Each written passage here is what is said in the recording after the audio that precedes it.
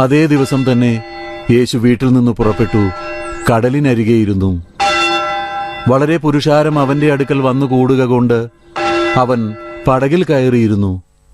അവൻ അവരോട് പലതും ഉപമകളായി പ്രസ്താവിച്ചതെന്തെന്നാൽ,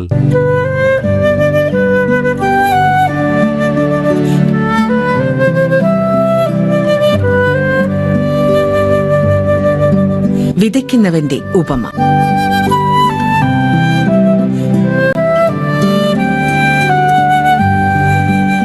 നാടകരചന സംവിധാനം KV ശരത് ചന്ദ്രൻ. സർഗാത്മക സഹകരണം K Sivaprasad, V Vasanthi, TK Unnikrishnan. കഥാപാത്രങ്ങളും ശബ്ദം നൽകിയതും: ജോബ് സിദ്ദിഖ്, ഉടുമ്പൻ വാസു സിദ്ദിഖ്, കൈമൾ സാർ സിദ്ദിഖ്, ഗോപാലേട്ടൻ സിദ്ദിഖ്, ഇച്ചായൻ സിദ്ദിഖ്, സേവ്യറച്ചൻ സിദ്ദിഖ്. വിതയ്ക്കുന്നവന്റെ ഉപമ. ഒരു കൃഷിക്കാരൻ തന്റെ വിത്ത് വിതയ്ക്കാൻ പുറപ്പെട്ടു. വിതയ്ക്കുമ്പോൾ ചിലത് വഴിയരികെ വീണു. പറവകൾ വന്ന് അത് തിന്നുകളഞ്ഞു. ചിലത് പാറസ്ഥലത്ത് ഏറെ മണ്ണില്ലാത്ത ഇടത്ത് വീണു. മണ്ണിന് താഴ്ചയില്ലായകയാൽ ക്ഷണത്തിൽ മുളച്ചു വന്നു. സൂര്യൻ ഉദിച്ചപ്പോൾ ചൂട് തട്ടി വേരില്ലായകയാൽ അത് ഉണങ്ങിപ്പോയി. മറ്റു ചിലത് മുള്ളിനിടയിൽ വീണു. മുള്ളു മുളച്ചു വളർന്ന് അതിനെ ഞെരുക്കിക്കളഞ്ഞു. മറ്റു ചിലത് നല്ല നിലത്തു വീണ് 100, 60, 30 മേനിയായി വിളഞ്ഞു.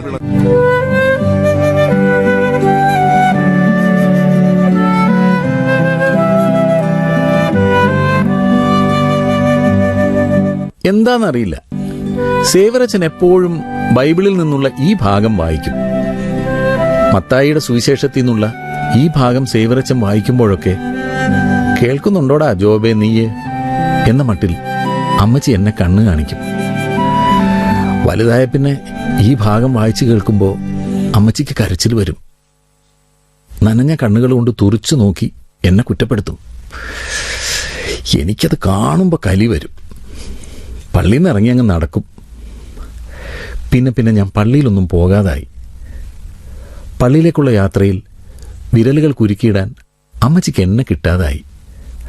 അമ്മച്ചിയുടെ വിരലുകൾക്കിടയിലൂടെ പിന്നീടൊരു ജപമാല കിടന്ന് വട്ടം ചുറ്റി.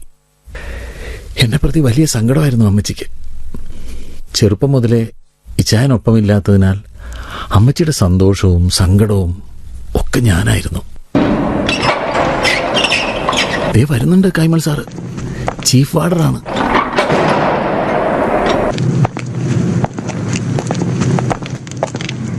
എല്ലാ ജയിലിലും എന്ന പോലെ വൈകിട്ട് ഇവിടെയുണ്ട് തലയെണ്ണൽ പരിപാടി. അതിലൊന്നും തൃപ്തി പോരാത്ത മട്ടിലാണ് കൈമൾ സാറുടെ രാത്രിയിലെ ഈ സർക്കിട്ട്. ഉറങ്ങിപ്പോയ തടവുകാരെയൊക്കെ ശബ്ദമുണ്ടാക്കി ഉണർത്തിയാലേ പുള്ളിക്കാരന് സമാധാനമാകും. കണ്ടില്ലേ ഉടുമ്പന്റെ ഉറക്കം. ഞാൻ ഇന്നും പറഞ്ഞതാ, കൈമൾ സാറിന്റെ കണക്കെടുപ്പ് കഴിഞ്ഞിട്ട് മതി ഉറക്കംന്ന്. എവിടെ കേട്ടില്ല. ഇപ്പം കാണാം കൈമൾ സാറിന്റെ വരവും കുടുംബന്റെ എണീക്കലും. ഈ നശിച്ച പണ്ടാരക്കാരൻ ഉറങ്ങാനും വിടൂല്ല. തല എണ്ണണമെന്നുണ്ടെങ്കിൽ ഒച്ച ഉണ്ടാക്കാതെ കാലമാറി അതങ്ങ് ചെയ്താ പോരെ. വിളക്കെടുത്ത വാസുവേട്ടനോട് ഞാൻ പറഞ്ഞതല്ലേ ഒരു 10 മിനിറ്റ് കൂടി കഴിഞ്ഞിട്ട് കിടന്നാ മതി. പിന്നെ എടാ ഉറക്കമെന്നൊക്കെ പറയുന്ന സംഗതി വന്നാ വന്നു എന്ന് പറയാം. വരുമ്പോ അപ്പ അങ്ങ് ഉറങ്ങി തുടങ്ങണം. നിനക്കറിയില്ല മനുഷ്യന് ഉറക്കം കിട്ടാൻ പെടുന്ന പാട്. എന്താടാ പ്രശ്നം? C351 ഉറക്കമൊന്നുമില്ലേ? എന്നോടാണോ സാറേ ചോദിച്ചത്? പിന്നെ ആരാടാ ഈ സെല്ലിൽ C351? ഇവൻ RP 458 അല്ലടാ? അതെ സാർ. അല്ല സാറേ, സാറിന് ഈ പാവങ്ങളെയൊക്കെ പേരെടുത്ത് പറഞ്ഞ് വിളിച്ചുകൂടെ? ഇവിടുത്തെ മറ്റു സാറന്മാരൊക്കെ അങ്ങനെയാണല്ലോ വിളിക്കുന്നത്. പോരാത്തതിന് ഇതിന്റെ അകത്ത് 1000-ഓളം വരുന്ന എല്ലാ പുള്ളികളുടെ നമ്പർ ഓർത്ത് വെച്ച് നടക്കണ്ടേ? ഞാനേ ഒരു പഴയ മട്ടുകാരനാ. എനിക്ക് നമ്പറുകളാണ് പഥ്യം, ഓർമ്മയും അത് തന്നെ. പിന്നെ നീ പറഞ്ഞ മറ്റു സാറന്മാർ, അവന്മാർക്ക് റൂളും വകുപ്പും ഒന്നും അറിയണ്ടല്ലോ. ഇവിടെ ഇപ്പം എന്താ സ്ഥിതി എന്നറിയോ എനിക്ക്? ഏതെങ്കിലും പുള്ളി വേണ്ടാധീനം കാണിച്ചാൽ ഒന്ന് വഴക്ക് പറയാൻ പോലും പറ്റുമോ? അപ്പോഴൊക്കെ മനുഷ്യാവകാശ കമ്മീഷൻ കടലാസ് പോവില്ലേ? എന്ത് ചെയ്യാനാ, കാലം മാറിയില്ലേ. പുറത്തില്ലാത്ത സ്വാതന്ത്ര്യമല്ലേ അകത്ത്. ഒരു കണക്കിന് ആരെങ്കിലുമൊക്കെ കുത്തിക്കൊന്ന് ഇതിൻ്റെ അകത്ത് ജീവപര്യന്തം തടവുകാരനായി കഴിയുകയാണ് നല്ലത്. ഭക്ഷണത്തിന് ഭക്ഷണം, വിശ്രമത്തിന് വിശ്രമം. സാറ് ഭക്ഷണത്തിന്റെ കാര്യം പറഞ്ഞപ്പോഴാ ഓർത്തത്. വന്ന് ഇവിടുന്ന് കിട്ടുന്ന ചപ്പാത്തിയുടെ കനമൊക്കെ കുറഞ്ഞ് ഇപ്പൊ വർത്തമാന പത്രം പോലെയായി. നിങ്ങളൊക്കെ കൂടി മാസ് കംപ്ലൈന്റ് ഉണ്ടാക്കി എഴുതി വിട്. സൂപ്രണ്ട് അയാളുടെ ഒടുക്കത്തെ ലീവും കഴിഞ്ഞ് വരുമ്പോ മേശപ്പുറത്തുണ്ടാവണം ഒരു കുന്ന് പരാതികൾ. സ്വന്തക്കാരൻ ജയിലറുടെ കേമത്വം അറിയട്ടെ അയാൾ. എന്താടോ, തനിക്ക് കംപ്ലൈന്റ് ഒന്നുമില്ലടോ? ഇല്ല സാറേ, പിന്നെ കൊതുകുണ്ട് ധാരാളം, ഉറങ്ങാൻ ഒക്കുന്നില്ല. ഓഹോ, അങ്ങനെയാണോ? നാളെ വീട്ടിൽ നിന്ന് വരുമ്പം സാറിനൊരു കൊതുകുവലയും കൊതുകുതിരിയും കൊണ്ടുവന്ന് തന്നോളാം കേട്ടോ. ഉറക്കം വരുന്നില്ല അത്രേ. നീയൊക്കെ ചെയ്തു കൂട്ടിയ കാര്യങ്ങൾ ആലോചിക്കുമ്പം നിനക്കൊക്കെ എങ്ങനെ ഉറക്കം വരാനാടാ? സാറിന് ഈ രാത്രിയിൽ നാവ് ചൊറിയുന്നുണ്ടെങ്കിൽ അത് സാറിന്റെ ക്വാർട്ടേഴ്സിൽ പോയി തീർക്കണം. കണ്ടോ, കാലം മാറിയത് കണ്ടോ? തടവുള്ളികൾ ജയിലുദ്യോഗസ്ഥരെ ഭരിക്കാൻ തുടങ്ങിയിരിക്കുന്നു. നിനക്കൊക്കെ ഞാൻ വെച്ചിട്ടുണ്ടടാ. പിന്നെ സാറിന് അറിയാമല്ലോ എന്നെ. അടുത്ത തവണ ഞാൻ ജയിലിൽ ആടുന്നത് സാറിന് ചാർജുള്ള ദിവസം നോക്കി ആയിരിക്കും. ചുരുങ്ങിയ പക്ഷം സാറിനൊരു സസ്പെൻഷൻ എങ്കിലും ഞാൻ ഒപ്പിക്കും. വാസുവേ, നീ കളികാര്യമാക്കല്ലേ. എനിക്ക് പെമ്പിള്ളേര് 3 എണ്ണമാണ്. സത്യം പറടാ, വല്ല പ്ലാനും ഉണ്ടോ? ചിലതൊക്കെ ആലോചിച്ച് വരുന്നുണ്ട്. ഇടാ, ഞാൻ അറിയാൻ മേലാഞ്ഞിട്ട് ചോദിക്കുക. ഇത്രയും കാലത്തിനിടയ്ക്ക് നീ എത്ര തവണയാടാ ജയിലിൽ ചാടിയത്? എണ്ണവും തവണയൊക്കെ ആരോർക്കുന്നു സാറേ. കഷ്ടപ്പെട്ട് ജയിലിൽ ചാടിയിട്ടെന്തിനാ? തൊട്ടടുത്ത ദിവസം തന്നെ തിരിച്ചിങ്ങോട്ട് കെട്ടിയെടുക്കാനല്ലേ നിന്റെ ഒടുക്കത്തെ തടവ് ചാട്ടങ്ങൾ? വെറുതെ ഇതിനകത്തുള്ളവർക്ക് പണിയുണ്ടാക്കി വെക്കാൻ. 458, ഇവന്റെ മേലൊരു കണ്ണ് വേണം കേട്ടോ. ഇവൻ ചാടിപ്പോയാൽ ചെല്ലി കൂടെ കിടക്കുന്നവൻ കൂടി സമാധാനം പറയേണ്ടി വരും. അറിയോ നിനക്ക്? അറിയാം സാർ. ഇക്കുറി ഞാൻ ചാടുമ്പോ ചിലപ്പോ എന്റെ കൂടെ ഇവനും കാണും. അപ്പോഴോ? ഏതായാലും ഏമാമാർ ഉദ്ദേശിച്ചതൊക്കെ നടക്കട്ടെ. ഇന്ന് രാത്രി 2 ഏതായാലും ഇതിനകത്ത് തന്നെ കാണുമല്ലോ അല്ലേ? അതും പറയാൻ പറ്റൂല. രാത്രിയാണ് സാധാരണ ചടവ് ചാടാറ്. സാറിന് ഇത് എന്തിന്റെ സൂക്കേടാണ്? പകൽ മുഴുവൻ അധ്വാനിച്ച് തളർന്നൊന്ന് തലയായിക്കാൻ വീഴുമ്പോഴാണ് സാറിന്റെ ഈ ഒരു നശിച്ച പെട്രോളിങ്. നാളെ കാറിയിലാ പണി. ഉറക്കം ശരിയായില്ലെങ്കിൽ പിന്നെ അവിടെ കാറിയിലിരുന്ന് തൂങ്ങും. സാറ് ചെല്ലു പോ. ഡാ എന്റെ പ്രമോഷനിങ് വന്നോട്ടെ. നിന്റെ ഒക്കെ ഈ അഹങ്കാരം ഉണ്ടല്ലോ, അതൊക്കെ ഞാൻ അപ്പൊ തീർത്തു തന്നേക്കാം കേട്ടോടാ. ഇയാളെ കൊണ്ട് വലിയ ശല്യമായിട്ടുണ്ട്. എല്ലാ ദിവസവും ഇത് തന്നെ പണി. ചേട്ടൻ ഇത് എന്തിന്റെ കേടാ? മിണ്ടാണ്ടിരുന്നൂടെ? പിന്നെ കൈമൾ സാറ് പറയുന്നതിലും കാര്യമുണ്ട്. എന്ത് കാര്യം? കഷ്ടപ്പെട്ട് ജയിലും ചാടിയിട്ട് പിറ്റേ ദിവസം തന്നെ പിടികൊടുക്കുന്ന ഈ പരിപാടി, ഇതൊക്കെ ഉദ്യോഗസ്ഥന്മാരെ കഷ്ടപ്പെടുത്താൻ വേണ്ടി മാത്രമല്ലേ? എടാ, ഈ ജീവിതം ജീവിച്ച് തീർക്കാൻ ഈ പറയുന്ന ജീവിതത്തിൽ ചില ലക്ഷ്യങ്ങളൊക്കെ വേണ്ടേ? ജയിലിന്റെ പുറത്ത് അങ്ങനെ ഒന്നില്ല. ഇതിനകത്താവുമ്പം കോട്ട പോലുള്ള ചുറ്റുമതിലും അടച്ചു പൂട്ടിയ ഈ തടവറകളും കാണുമ്പോൾ എനിക്കിങ്ങനെ ചൊറിഞ്ഞു വരും. ഒക്കെയും കൂടി എന്നെ അങ്ങ് വെല്ലുവിളിക്കുകയാണെന്ന് തോന്നുന്നു. ചുണയുണ്ടെങ്കിൽ ജയിലിൽ ചാടറ എന്ന മട്ടിൽ ആ വെല്ലുവിളി സ്വീകരിച്ചു കഴിഞ്ഞാൽ പിന്നെ ഞാൻ ആലോചിക്കുന്നത് മുഴുവൻ എങ്ങനെ എന്നതാണ്.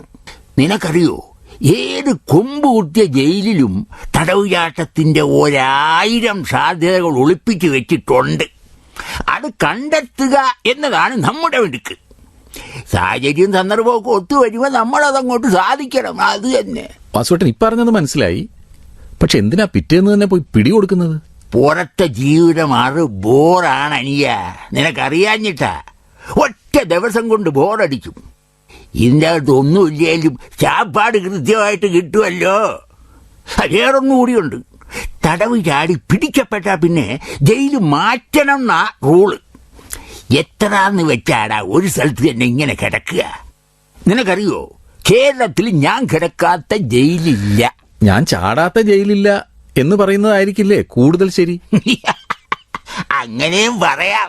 ഞാൻ ചാടാത്ത ജയിലുകളും ഇല്ല, ചെയ്യാത്ത കുറ്റവും ഇല്ല, കൊലപാതകം ഒഴിച്ച്.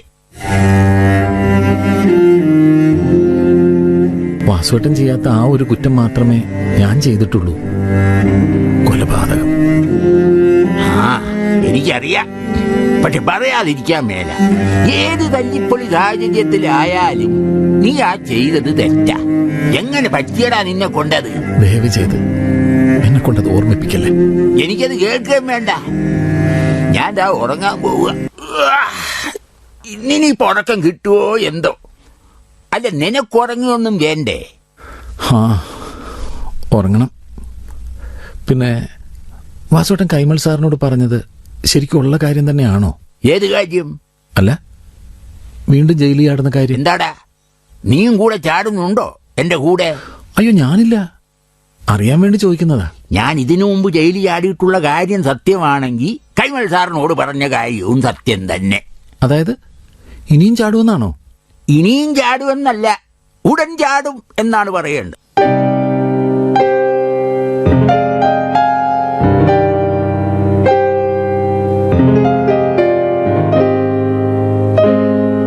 ഉടൻ തന്നെ അത് നടന്നു. ഒരാഴ്ചയ്ക്കുള്ളിൽ ഉടുമ്പൻ വാസു എന്ന് വിളിപ്പേരുള്ള ശുഗപുരം വാസുദേവൻ മറ്റ് 2 തടവ് പുള്ളികളോടൊപ്പം ജയിലിൽ ചാടി.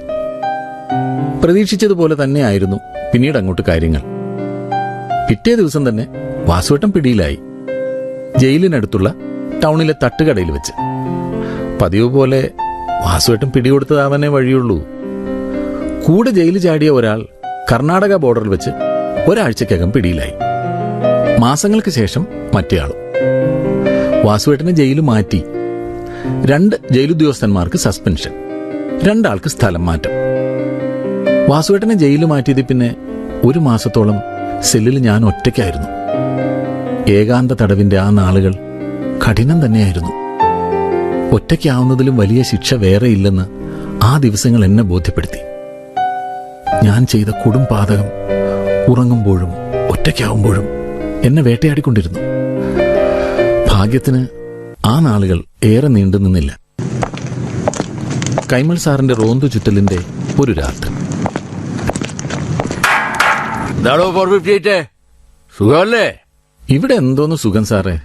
ഏതായാലും തന്റെ ഒറ്റയ്ക്കുള്ള സുഖജീവിതം നാളെ കൊണ്ട് തീരാൻ പോകുന്നു. താൻ അറിഞ്ഞില്ലേ? ഇല്ല, എന്താ കാര്യം? താനൊക്കെ ഒരു കണക്കിന് ഭാഗ്യമുള്ളവനാന്നേ ഞാൻ പറയൂ. പണ്ടൊക്കെ തൂക്കിക്കൊല്ലാൻ വിധിക്കപ്പെട്ടവർ കണ്ടംപ്റ്റ് സെല്ലിൽ ഒറ്റയ്ക്ക് കഴിയണം, അതായിരുന്നു റൂള്. ഇപ്പോഴെന്ത് റൂള്? മുകളിലിരിക്കുന്ന ഏമാമാർക്ക് അപ്പോഴപ്പോൾ തലയിൽ തോന്നുന്നത് തന്നെ റൂള്. കൈമൾ സാറ് കാര്യം പറഞ്ഞില്ല. ഞാൻ പറഞ്ഞില്ലേ, തന്റെ ഇതിൻ്റെ അകത്തുള്ള ഏകാന്തവാസം നാളെ അവസാനിക്കുന്നു. സി ബ്ലോക്കിൽ നിന്ന് ഒരാളെ ഇങ്ങോട്ട് കെട്ടിയെടുക്കുന്നു. C number 1279. ആരാ പുള്ളി? പുള്ളി തന്നെ പോലെ വമ്പൻ പുള്ളി തന്നെ. കുറ്റം കൊലപാതകം, ശിക്ഷ തൂക്കുകയർ. താൻ കേട്ടിട്ടില്ലേ? വലിയ ഒച്ചപ്പാടുണ്ടാക്കിയ കേസാണ്. സുപ്രീം കോടതിയിലായി ഇപ്പോൾ കേസ്. എന്നും കാണാമല്ലോ പത്രത്തിലും മറ്റും. അതൊക്കെ പോട്ടെ, ആളെങ്ങനെ? കൊല കൊമ്പനല്ലേ. റൂളും വകുപ്പും ഒക്കെ ഉദ്ധരിക്കുന്നത് കാണണം. അതൊന്നും അറിയാത്ത ഇവിടുത്തെ ഏമാന്മാർ അതും കേട്ട് ഒരു അക്ഷരം മിണ്ടാനാവാതെ ചമ്മി അങ്ങനെ നിൽക്കുന്നത് കാണാൻ നല്ല രസമാണ്. പിന്നെ വേറൊന്നുണ്ട്. ഇയാളെ കണ്ടു കിട്ടണമെങ്കിൽ ഒന്നിൽ പച്ചക്കറി തോട്ടത്തിൽ പോകണം, അല്ലെങ്കിൽ ജയിലിലെ ലൈബ്രറി പോകണം. ലൈബ്രറിയിലെ മിക്ക പുസ്തകങ്ങളും ഇതിനകം അയാൾ കരണ്ട് നിന്നിട്ടുണ്ടാവും. എനിക്കതാ മനസ്സിലാകാത്തത്. നാളെ മറ്റന്നാൾ തൂക്കുമരത്തിലേക്ക് പോകുന്ന ആളെന്തിനാ ഇങ്ങനെ ആക്രാന്തം പിടിച്ച് വായിച്ച് പഠിക്കുന്നത്? വരുന്നത് ആരാണെന്ന് കൈമൾ സാർ ഇനിയും പറഞ്ഞില്ല. സി നമ്പർ 1279, അതായത് ഗോപാലകൃഷ്ണൻ MK എന്ന് പേര്. ഈ സെല്ലിലേക്ക് ട്രാൻസ്ഫർ ചെയ്യുന്നതായുള്ള സൂപ്രണ്ടിന്റെ ഓർഡർ ഞാൻ ഇന്ന് ഓഫീസിൽ കണ്ടു.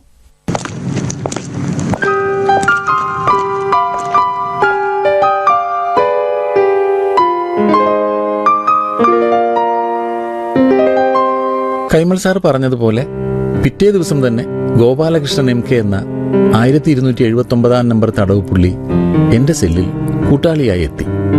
എടുത്തു പറയാൻ വലിയ പ്രത്യേകതയൊന്നുമില്ലാത്ത ശരീരപ്രകൃതം. കണ്ണിലൊരു തിളക്കമുണ്ട്.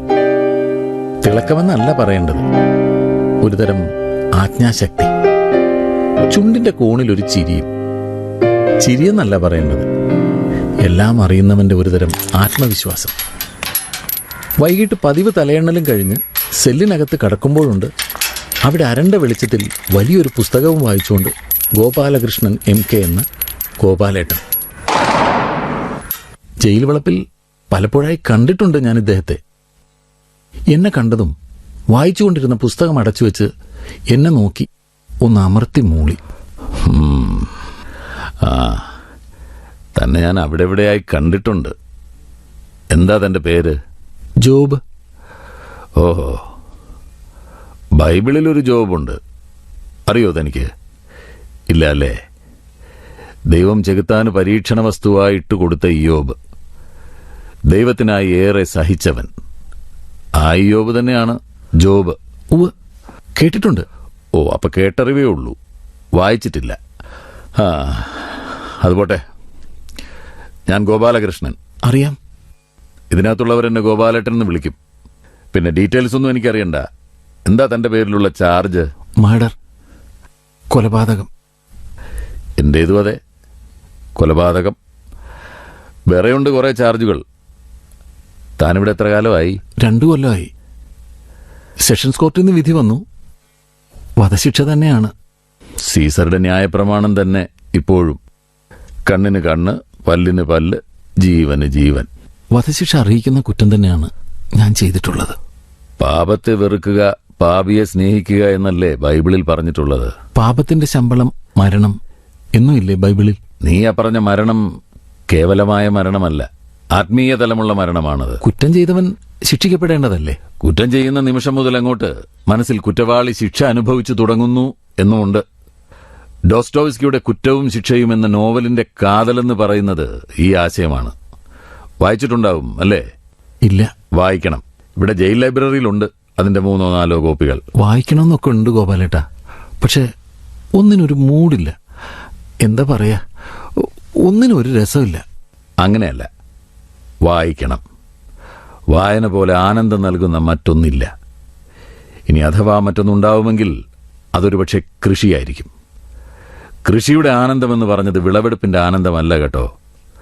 വിളവെടുപ്പിൻ്റേത് സന്തോഷമാണ്. എത്ര മേനി കൊയ്തു എന്നതൊക്കെ കേവലം സന്തോഷം. ഈ സന്തോഷവും ആനന്ദവും തമ്മിൽ വലിയ അന്തരമുണ്ട്. എനിക്ക് തോന്നുന്നു മണ്ണിലിട്ട ഒരു വിത്ത് മുളച്ചു വരുമ്പോൾ, അതല്ലെങ്കിൽ പുതുതായി ഒരു ഇല കിളിർത്തു വരുമ്പോൾ നാം അനുഭവിക്കുന്ന ഹൃദയവികാരമുണ്ടല്ലോ, അതല്ലേ ശരിക്കും ആനന്ദം. ആനന്ദം തേടിയാണ് ഞാനും തുടങ്ങിയത്. എന്റെ ആ യാത്ര ഇതിനകത്താണ് അവസാനിച്ചത്. മനസ്സിലായില്ല. ലാളിച്ചു വഷളായ ഒരു ധൂർത്തപുത്രനായിരുന്നു ഞാൻ. ലഹരിയുടെ വഴികളിലൂടെയൊക്കെ തന്നെ ചെറുപ്പം മുതലേ ഈ പറഞ്ഞ ആനന്ദവും തേടി ഇറങ്ങിയവനാണ് ഞാൻ. അപ്പച്ചൻ നേരത്തെ മരിച്ചു. അമ്മച്ചിക്ക് സ്നേഹിക്കാനും ലാളിക്കാനും മാത്രമേ അറിയുമായിരുന്നുള്ളൂ. ഇച്ചായൻ ഒരാളുണ്ടായിരുന്നത് ചെറുപ്പം മുതലേ ബോർഡിംഗ് സ്കൂളുകളിലും കോളേജ് ഹോസ്റ്റലുകളിലുമായി. അങ്ങനെ എന്നെ നിയന്ത്രിക്കാൻ ആരുമില്ലായിരുന്നു. ഹൈസ്കൂളിൽ പഠിക്കുന്ന കാലം മുതൽക്ക് തന്നെ ലഹരി ഉപയോഗിച്ചു തുടങ്ങിയിരുന്നു. മദ്യത്തിലായിരുന്നു തുടക്കം. പിന്നീടതങ്ങ് വിവിധ വഴികളിലൂടെ എന്നെക്കൊണ്ട് ആ പാതകം ചെയ്യിച്ചതും ലഹരി ഒന്നു മാത്രമാണ്. അതാ ഞാൻ പറഞ്ഞത്, മനുഷ്യരുടെ മുന്നിൽ യഥാർത്ഥ ആനന്ദത്തിന്റെ വഴികളേറെ ഉണ്ടെങ്കിലും അവനത് തെരഞ്ഞെടുക്കാൻ പരാജയപ്പെട്ടു പോകുന്നു എന്ന്.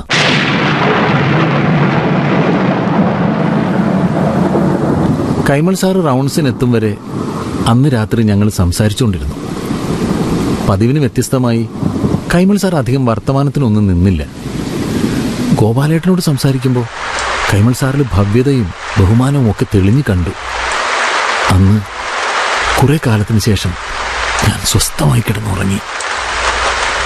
ജയിൽ കെട്ടിനകത്ത് കനത്ത മഴ പെയ്യുന്നുണ്ടായിരുന്നു. അമ്മച്ചിയുടെ ചൂടും പറ്റിക്കിടന്ന കുട്ടിക്കാലത്തെ രാത്രി മഴകൾ എൻ്റെ ഓർമ്മയിലെത്തി. പിറ്റേന്ന് പകൽ സി ബ്ലോക്കിലെ തടവ് പുള്ളികളിൽ നിന്ന് ഗോപാലേട്ടൻ്റെ കുറേ കാര്യങ്ങൾ ഞാൻ ചോദിച്ച് മനസ്സിലാക്കി. കമ്മ്യൂണിസ്റ്റുകാരനായിരുന്നു ആദ്യം, പിന്നീട് തീവ്ര കമ്മ്യൂണിസ്റ്റ്. അവിടെ നിന്നും പിരിഞ്ഞ് സാമൂഹ്യ പ്രവർത്തനവും പരിസ്ഥിതി പ്രവർത്തനവും ഒക്കെയായി കുറെ കാലം. ഏറ്റവും ഒടുവിൽ കൃഷിക്കാരുടെ നേതാവായിരിക്കുമ്പോഴാണ് കൊലപാതക കേസിൽ പെടുന്നത്. സത്യത്തിൽ എന്താണ് നടന്നതെന്ന് അറിയണം. ഞാൻ രാത്രിയാകാൻ കാത്തിരുന്നു. സെല്ലിൽ കയറിയ ഉടൻ ഗോപാലേട്ടൻ അന്നത്തെ വിശേഷങ്ങൾ സന്തോഷത്തോടെ പറയുകയായിരുന്നു. എടോ, താൻ കണ്ടിട്ടുണ്ടോ ജയിൽ വളപ്പിൽ കാട് പിടിച്ച് കിടക്കുന്ന തെക്കേ മൂല, ആ വാച്ച് ടവറിന്റെ കിഴക്കുവശത്തായിട്ട്? ഈ വാച്ച് ടവറിന്റെ കിഴക്കുവശം? ഷീടാ, ഇവനെ കൊണ്ട് ആ വരിക്കപ്ലാവില്ലേ, പിടികിട്ടി. ആ, അതിന്റെ അപ്പുറത്ത് ഒഴിഞ്ഞു കിടക്കുന്ന കാട് പിടിച്ച മൂലയിലുള്ള സ്ഥലത്ത് ഇക്കൊല്ലം കരനെൽ കൃഷി ചെയ്യാൻ പാടില്ലേ എന്ന് സൗകര്യത്തിന് കിട്ടിയപ്പോൾ ഞാൻ ആ ജയിലറോട് ചോദിച്ചു. ഞാൻ ഈ ജൈവകൃഷിയുടെ കാര്യമൊക്കെ വിശദീകരിച്ച് പറഞ്ഞപ്പോൾ അയാൾക്കത് ബോധ്യമായ മട്ടുണ്ട്. അയാൾ കുഴപ്പമില്ല കേട്ടോ. ഇനിയിപ്പോൾ സൂപ്രണ്ടിന്റെ പെർമിഷൻ കൂടി കിട്ടിയാൽ മതിയാവും. അങ്ങേരത് സമ്മതിച്ചാൽ നമ്മൾ ഒരു കലക്ക് കലക്കും. ഇവിടെ ചെങ്കീര്യൻ എന്നൊരു നാടൻ വിത്തുണ്ട്, അതായിരിക്കും ഇവിടെ യോജിക്കുക. ഈ ഗോപാലേട്ടന് കൃഷി എന്ന ഒറ്റ വിചാരം മാത്രമേ ഉള്ളൂ. എടോ, 2 ധാന്യം തിന്നുന്നവര് 4 ധാന്യം സ്വന്തമായി ഉണ്ടാക്കണമെന്നാ. അതറിയോ തനിക്ക്? അറിയില്ല. അങ്ങനെ പലതും അറിയാനുണ്ട് താൻ. എനിക്കിപ്പോൾ അറിയേണ്ടത് അതൊന്നുമല്ല. പിന്നെ ഇത്രയും വായനയും അനുഭവമൊക്കെ ഉള്ള ഗോപാലേട്ടൻ എങ്ങനെ ഒരു കൊലക്കേസിൽ പെട്ടു എന്നതാണ്. അതാണ് അറിയേണ്ടത്. ഓ, ഞാനിപ്പോ എന്റെ കഥ ഫ്ലാഷ് ബാക്ക് അടിക്കണം അല്ലേ? എടോ, സൗകര്യമില്ല എനിക്ക്. ഇനിയിപ്പോ ഞാനത് പറഞ്ഞാലും ജീവിതത്തിൽ ഒരിക്കൽ പോലും മണ്ണ് കിളക്കാത്ത തന്നെപ്പോലുള്ളവന്മാർക്ക് അതിൽ തലേ കയറാനൊന്നും പോണില്ല. തനിക്ക് ജോബെന്നല്ല പേരിടേണ്ടിയിരുന്നത്, ജോബ്ലെസ് എന്ന പേരാ തനിക്ക് കൂടുതൽ ചേരുക. ഗോപാലേട്ടൻ അത് പറയരുത്. ഇവിടെ വന്ന പിന്നെ ഞാനും ചിലപ്പോഴൊക്കെ മണ്ണിൽ പണിയെടുത്തിട്ടുണ്ട്. ഗോപാലേട്ടന്റെ കൺമുമ്പിൽ പെട്ടിട്ടില്ല എന്നേ ഉള്ളൂ. എടോ, വാർഡർമാർ പറഞ്ഞിട്ട് മനസ്സില്ലാ മനസ്സോടെ മണ്ണിലിറങ്ങുന്നതും താല്പര്യത്തോടുകൂടി മണ്ണിലിറങ്ങുന്നതും തമ്മിൽ വലിയ വ്യത്യാസമുണ്ട്. അതറിയോ തനിക്ക്? അതൊക്കെ എനിക്കറിയാം. ഞാൻ ചോദിച്ചതിന് ഗോപാലേട്ടൻ മറുപടി പറയേ. എങ്ങനെയാണ് ഇതിൻ്റെ അകത്ത് വന്ന് പെട്ടത്? ഇത് വലിയ തൊന്തരവായല്ലോ. സമയമാവുമ്പോൾ ഞാനതൊക്കെ തന്നോട് പറയാം. അതൊന്നും ഉണ്ടാവില്ല. എന്റെ കാര്യങ്ങളൊക്കെ അറിഞ്ഞു കഴിഞ്ഞാൽ പിന്നെ ഗോപാലേട്ടൻ പിന്നീട് എന്നോട് മിണ്ടുക പോലുമില്ല. അത്രയ്ക്കും കൊടിയ കുറ്റമാണ് ഞാൻ ചെയ്തത്. എല്ലാ മനുഷ്യരിലും ഉണ്ടടോ ഏറിയും കുറഞ്ഞും ഈ കുറ്റവാസന. അതിനെ ആളിക്കത്തിക്കുന്ന ചില സാഹചര്യങ്ങളിൽ കുറ്റം സംഭവിച്ചു പോകുന്നതാ പലപ്പോഴും. ഈ സാഹചര്യങ്ങളാകട്ടെ പലപ്പോഴും നമ്മുടെ കൈപ്പിടിയിലായിരിക്കില്ല താനും. അതിരിക്കട്ടെ, ലോവർ കോർട്ട് വിധിക്കെതിരെ നീ അപ്പീൽ സമർപ്പിച്ചിട്ടില്ലേ? ഇല്ല. അതെന്താ? എന്തിന്? ആർക്കു വേണ്ടി? മനസ്സിലായില്ല. ആർക്കും വേണ്ടാത്തവൻ, എല്ലാവരാലും വെറുക്കപ്പെട്ടവൻ എന്തിനു പുറത്തിറങ്ങണം? വീട്ടുകാരില്ലേ തനിക്ക്? ഉണ്ടെന്നും പറയാം, ഇല്ലാന്നും പറയാം. തെളിച്ച് പറയടോ താൻ. ഞാൻ പറഞ്ഞിരുന്നില്ലേ, ഒരു ഇച്ചായനുണ്ട്. ഇച്ചായനും ഇച്ചായന്റെ കുടുംബവും, അത്ര തന്നെ. നീ ആ ഇച്ചായന്റെ വിലാസവും നമ്പറും എനിക്കിതാ. ജയിലിന് പുറത്ത് നിറയെ എനിക്ക് ആൾക്കാരുണ്ട്. അവരിൽ പലരും വക്കീലന്മാരുമാണ്. ഞാൻ ആരെങ്കിലും വിടാം തന്റെ ഇച്ചായന്റെ അടുത്തേക്ക്. ഇല്ല ഗോപാലേട്ട, നടക്കാത്ത കാര്യമാണ് ഗോപാലേട്ടൻ ഈ പറഞ്ഞത്. എന്റെ കാര്യവും പറഞ്ഞ് അങ്ങോട്ട് പോയാൽ ഏത് വക്കീലായാലും ഇറക്കി വിടും ഇച്ചായൻ. അക്കാര്യമൊക്കെ നീ എനിക്ക് വിട്ടതാ. എന്റെ കാര്യങ്ങൾ ശരിക്കും അറിയാത്തതുകൊണ്ടാ ഗോപാലേട്ടൻ ഇങ്ങനെയൊക്കെ പറയുന്നത്. കൊലക്കേസ് പ്രതിയായ അനുജനെ ഒരു ഇച്ചായനും എഴുന്നള്ളിച്ച് വീട്ടിലേക്ക് കൊണ്ടുവരില്ല എന്നെനിക്കറിയാം. എന്നാലും സംസാരിച്ച് ബോധ്യപ്പെടുത്താവുന്ന കാര്യമാണിതെന്ന് എനിക്ക് ഉറപ്പുണ്ട്. ഇല്ല ഗോപാലേട്ട, അതൊന്നും ശരിയാവില്ല. എന്തേ ശരിയാവാത്തത്? നിന്നെപ്പോലുള്ള ചെറുപ്പക്കാർ തൂക്കുമരത്തിൽ പോയി തൊലയേണ്ടവരല്ല. പുറത്തൊരു സമൂഹമുണ്ട്, തിളച്ചു മറിയുന്നൊരു സമൂഹം. ആ സമൂഹത്തിന് വേണ്ടി എന്തൊക്കെ കോൺട്രിബ്യൂട്ട് ചെയ്യാനാകും നിന്നെപ്പോലുള്ള ബാല്യക്കാർക്ക്? ഞാൻ പറഞ്ഞില്ലേ, എന്റെ ബാക്ക്ഗ്രൗണ്ട് ശരിക്കും അറിയാത്തതുകൊണ്ടാ ഗോപാലേട്ടൻ ഇങ്ങനെ. ലഹരി പുറത്ത് നീ ഒരാളെ കൊന്നു, ചുരുക്കി പറഞ്ഞ അതല്ലേ നിന്റെ ബാക്ക്ഗ്രൗണ്ട്? അതെ, കൊന്നു. ലഹരിപ്പുറത്ത് തന്നെ. എന്നാൽ ആരെയാണ് കൊന്നതെന്ന് ഗോപാലേട്ടൻ ഇതുവരെ എന്നോട് ചോദിച്ചില്ല. ഞാനത് ഇന്നലെ തന്നെ തന്നോട് പറഞ്ഞതല്ലേ, ക്രൈമിനെ കുറിച്ച്, അതിന്റെ ഡീറ്റെയിൽസിനെ കുറിച്ച്. അത് ചെയ്ത ആളോട് തന്നെ ചോദിക്കാന്ന് വെച്ചാ എന്തോ എനിക്കത്. അല്ല, ഗോപാലേട്ടൻ അത് അറിയണം.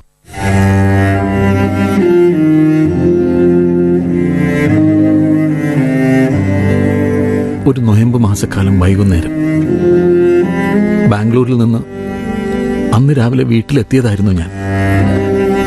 ഇച്ചായൻ ആ കാലം തിരുവനന്തപുരത്ത് ബാങ്കിലായിരുന്നു. മോളിച്ചേച്ചിയും ട്രീസമോളും ഇച്ചായന്റെ കൂടെ അവിടെ തന്നെ. ഉച്ച മുതലേ പുറത്തേക്ക് പോയ അമ്മച്ചിയും കാത്ത് ഞാൻ ഉമ്മറത്തിരിപ്പായിരുന്നു. അമ്മച്ചി ബാങ്കിൽ നിന്ന് കൊണ്ടുവരുന്ന 5 ലക്ഷം രൂപ എനിക്ക് അന്ന് അത്രയ്ക്ക് അത്യാവശ്യമായിരുന്നു. ബാംഗ്ലൂരിലെ വഴിതെറ്റിയ ജീവിതം എന്നെ അത്രയ്ക്കങ്ങ് കടക്കാരനാക്കിയിരുന്നു. വൈകുന്നേരമായി. അമ്മച്ചിയെ കാണാതെ എനിക്ക് കലി കയറി വന്നു. അതിനൊപ്പം ഞാൻ ലഹരി മദ്യമായും മയക്കുമരുന്നായും പുതുക്കിക്കൊണ്ടുവരുന്നു. കുറച്ചു നേരം മയങ്ങിപ്പോയെന്ന് തോന്നി.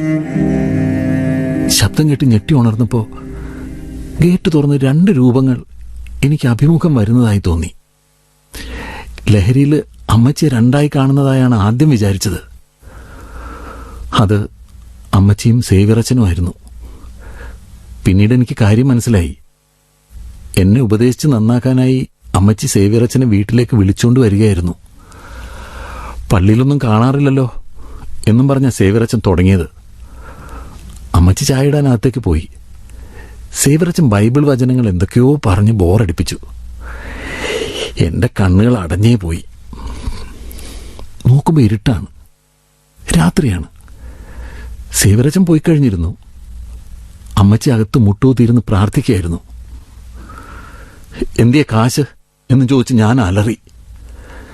കേൾക്കാത്ത മട്ടിൽ അമ്മച്ചി ഒന്നുമേ മിണ്ടാതെ കണ്ണടച്ച് പ്രാർത്ഥന തുടർന്നു. പറഞ്ഞ കാശ് കൊണ്ടുവരാതെ അമ്മച്ചി എന്നെ പറ്റിക്കുകയായിരുന്നു എന്ന് എനിക്ക് മനസ്സിലായി. ഒരലർച്ചയോടെ ഞാൻ അടുക്കളയിലേക്ക് ഓടിയത് മാത്രം ഓർമ്മയുണ്ട്.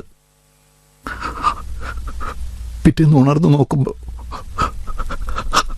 അമ്മച്ചി ചോരയിൽ കുളിച്ച് ചുവരിലൊരു മൂലയ്ക്ക് ചാരിയിരുത്തിയ മട്ടിൽ അമ്മച്ചിയുടെ അനക്കവറ്റ മരവിച്ച ശരീരം. അമ്മച്ചിയുടെ മടിയിൽ തലവെച്ച് ആ രാത്രി മുഴുവൻ ഞാൻ സ്വസ്ഥമായിട്ട് ഉറങ്ങിക്കാണും. ഉണർന്നു നോക്കുമ്പോൾ ഞാൻ ചോരയുടെ ഉണങ്ങാ നനവിൽ അമ്മച്ചിയുടെ മടിയിലാണ്. തലേന്ന് രാത്രി അടുക്കളയിൽ നിന്ന് ഞാൻ കണ്ടെടുത്ത കറിക്കത്തി അപ്പോഴും എൻ്റെ കയ്യിൽ മുറുകെ പിടിച്ചിട്ടുണ്ടായിരുന്നു ഞാൻ. അതേപോലെട്ടാ എൻ്റെ പൊന്നു പോലത്തെ അമ്മച്ചിയെ തന്നെയാ നശിച്ച രാത്രിയിൽ ഞാൻ വെട്ടി തുറക്കിയത്.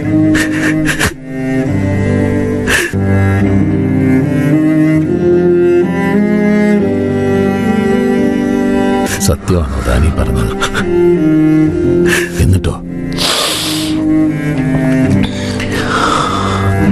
എന്നിട്ടെന്താ?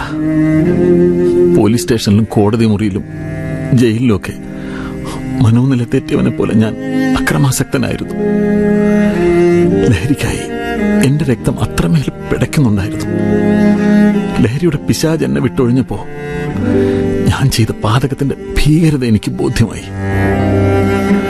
പിന്നീട് അങ്ങോട്ട് വിഷാദ രോഗത്തിന്റെ അടിമയായി കുറെ നാളുകൾ.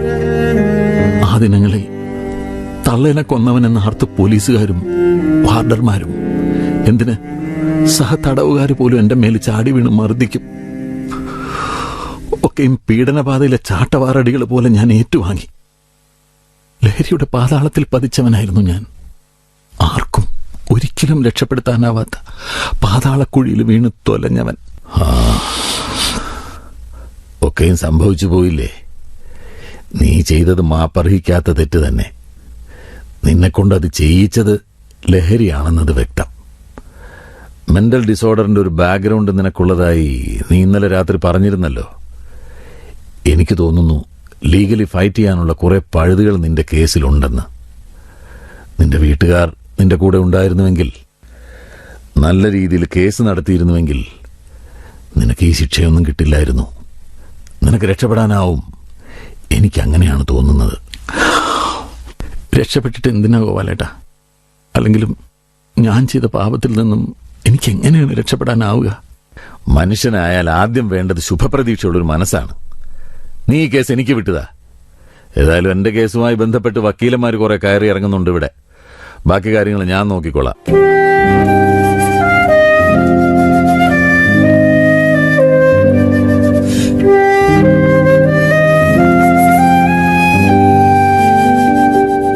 അടുത്ത ദിവസം മുതൽ തന്നെ ഗോപാലേട്ടൻ എനിക്ക് വേണ്ടി കാര്യങ്ങൾ നീക്കി തുടങ്ങി എന്ന് വേണം കരുതാൻ. ഒരാഴ്ചയ്ക്കുള്ളിൽ ഒരു അഡ്വക്കേറ്റ് ക്ലാർക്ക് വന്നു. അയാൾ ചൂണ്ടിക്കാണിച്ചിടത്തൊക്കെ ഞാൻ ഒപ്പുവെച്ചു.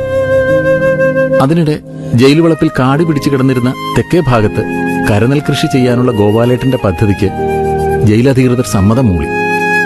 ആ ഭാഗമെന്നല്ല, ജയിൽ വളപ്പ് മുഴുവൻ ഗോപാലേട്ടന്റെ നേതൃത്വത്തിൽ പച്ച പിടിപ്പിച്ചു ഞങ്ങൾ. വളമൊന്നും ചേർക്കാതെ ഞങ്ങൾ അവിടെ ഉണ്ടാക്കിയ പച്ചക്കറികൾ പുറത്ത് വിറ്റഴിക്കാൻ പ്രത്യേക സംവിധാനം വന്നു. അന്നോളം മടിച്ചു മാത്രം കടന്നുപോയിരുന്ന ദിവസങ്ങൾക്ക് പിന്നീട് അങ്ങോട്ട് വേഗത കൂടി. ഉറക്കമില്ലാത്ത രാത്രികൾ പഴയ ഓർമ്മയായി. അധ്വാനത്തിന്റെ ആനന്ദത്തിൽ കണ്ണടച്ചതും ഉറക്കം വരവായി. അതിനിടെ ഒരു അത്ഭുതം സംഭവിച്ചു. ഇച്ചായൻ എന്നെ കാണാൻ ജയിലിലെ സന്ദർശക മുറിയിൽ വന്നു. എത്ര കാലത്തിന് ശേഷമാണ് എന്റെ ഇച്ചായനെ. സന്തോഷവും സങ്കടവും കൊണ്ട് ഞാൻ ആകെ എന്താ പറയാ. അമ്മച്ചിയുടെ അതേ മുഖഛായയാണ് ഇച്ചായന്. ആ മുഖത്തേക്ക് നോക്കാൻ ഞാനെന്തോ ഒന്ന് ഭയന്നു.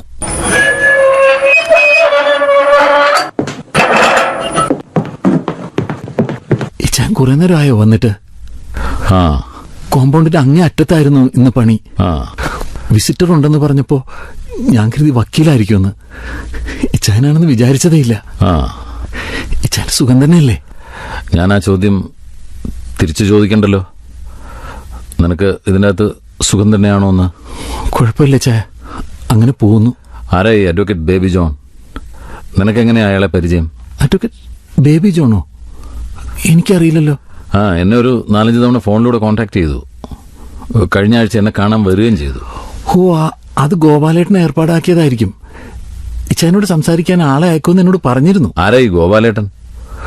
ഗോപാലേട്ടൻ ഇതിനകത്ത് തന്നെയുള്ള ഒരു പ്രതിയാണ്. ഞങ്ങൾ ഒരേ സെല്ലിലുണ്ടായിരുന്നു കുറെ കാലം. നല്ല ഉപകാരിയാ. പുറത്തൊക്കെ നല്ല കണക്ഷനുണ്ട്. എന്റെ കോടതി കാര്യങ്ങളൊക്കെ നോക്കി നടത്തുന്നത് അദ്ദേഹമാണ്. ഓ അത് ശരി. ഞാനൊരു കാര്യം ചോദിച്ചാ ഇച്ചാൻ സത്യം പറയോ? എന്നോടിപ്പോഴും പഴയ പോലെ വെറുപ്പും വൈരാഗ്യം ഉണ്ടോ ചായ? പിന്നില്ലാതെ. ഇപ്പോഴും പഴയതുപോലെ അതേ തീവ്രതയിൽ? എനിക്കറിയില്ല. മറ്റൊന്നുമല്ല, ഞാൻ ഈ വക്കീൽ ഗുമസ്തൻ കാണിച്ചു തരുന്ന പേപ്പറിലൊക്കെ ഒപ്പിട്ട് കൊടുക്കുന്നത് ഇച്ചാൻ എന്നോട് എല്ലാം പുറത്തിട്ടുണ്ടാവുമെന്ന വിശ്വാസത്തിലാണ്. കാലം എല്ലാം മായ്ച്ചു കളഞ്ഞിട്ടുണ്ടാവുമെന്നാണ് ഗോപാലേട്ടൻ പറയാറ്. കാലം അങ്ങനെ എല്ലാം മായ്ച്ചു കളയുന്ന മാന്ത്രികനാണെന്നൊന്നും എനിക്ക് തോന്നിയിട്ടില്ല. ചിലതൊക്കെ ഉണ്ടാവും മായ്ച്ചു കളയാനാകാത്തതായിട്ട് എപ്പോഴും കൂടെ. ആ ചിലതിൽ ഞാൻ ചെയ്ത കൊടും പാതകം കൂടി ഉണ്ടാവുമല്ലേ ചയ? നിശ്ചയമായും അതുണ്ട്. വേറെ ചിലത് കൂടിയുണ്ട്. ശവമഞ്ചത്തിനരിയെ കൈക്കുഞ്ഞിനെയും എടുത്ത് അപ്പച്ചന്റെ മരവിച്ച നെറ്റിയിൽ അന്ത്യചുംബനം അർപ്പിക്കുന്ന എന്റെ അമ്മച്ചി, അമ്മച്ചിയുടെ വിരലിൽ തൂങ്ങി പള്ളിയിലേക്ക് പോകുന്ന അനിയൻ ചെക്കൻ, ബോർഡിങ്ങിലേക്കും ഹോസ്റ്റലിലേക്കും പോകാൻ നിൽക്കുന്ന എന്നെ കരഞ്ഞു വിളിച്ച് തടയുന്ന വികൃതി പയ്യൻ, പിന്നെ ഒടുക്കം പോസ്റ്റ്മോർട്ടം കഴിഞ്ഞ് കിട്ടിയ നീ കുത്തിക്കേറി വികൃതമാക്കി എന്റെ അമ്മച്ചിയുടെ തണുത്ത ശരീരം. ഈ പറഞ്ഞതൊക്കെ മനസ്സിൽ നിന്ന് നീ പറഞ്ഞ കാലം മായ്ച്ചു കളഞ്ഞാലും ഒരു ദൃശ്യം അവിടെ ബാക്കി നിൽക്കും. ഒന്നും അറിയാത്തവനെ പോലെ, ചെയ്തു കൂട്ടിയത് എന്തെന്ന് മനസ്സിലാകാത്തവനെ പോലെ അന്ന് പോലീസുകാരോടൊപ്പം കൂസലില്ലാതെ നടന്നു നീ എന്റെ അനുജന്റെ ദൃശ്യം. എന്തിനായിരുന്നടാ നീ അത് ചെയ്തത്? ഞാനല്ല, അത് ഞാനല്ല. അതേതോ സാത്താൻ എന്റെ ബോധം കെടുത്തി. എനിക്ക് ബോധമില്ലായിരുന്നു ചായ, ബോധമുണ്ടായിരുന്നു.